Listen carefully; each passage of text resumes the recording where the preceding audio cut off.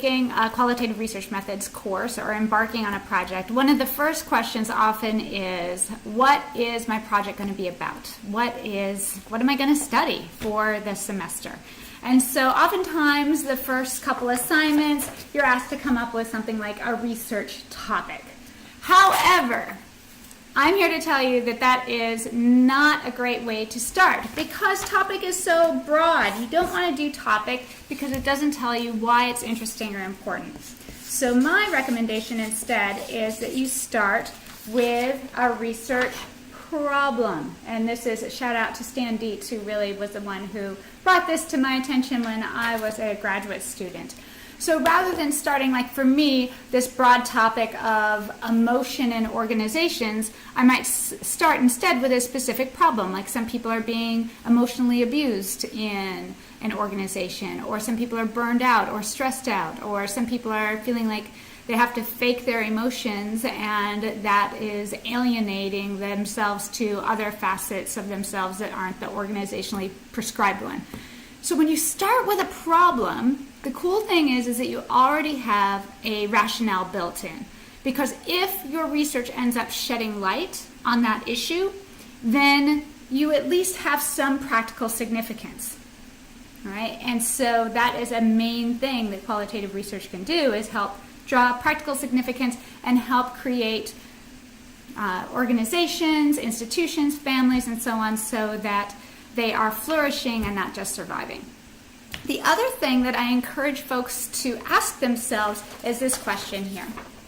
How did you come to become curious about the topic? Is that what I said? How did you come to be curious about that? So I need to learn how to read and do videos at the same time. So if you ask yourself, how is it that you became curious, you get at what you are super passionate about.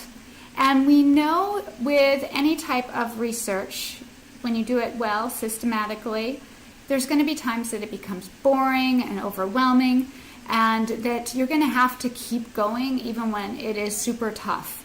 And so if you ask yourself from the get-go, why is it that I became interested in this topic, you'll figure out the angle that you're most interested in. So if I say, why is it that I became interested in emotions and organizations, I can go back to situations, for instance, when I worked on the cruise ship, and I felt like I was not able to express the entire set of facets of Sarah Tracy. I was only allowed to be like the happy, excited person, and even like when my grandmother died, I wasn't allowed to grieve.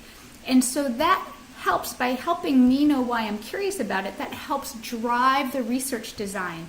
And it helps me realize, okay, well, in future research, I need to observe situations where people are maybe asked to maintain a sense of self that is different than other important senses of themselves. Or I need to ask interview questions where I say, are there times when you feel like you have a facade on?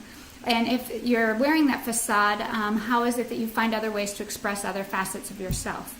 And so that really helps kind of narrow. So that's it for this little video on finding a research direction. Thanks.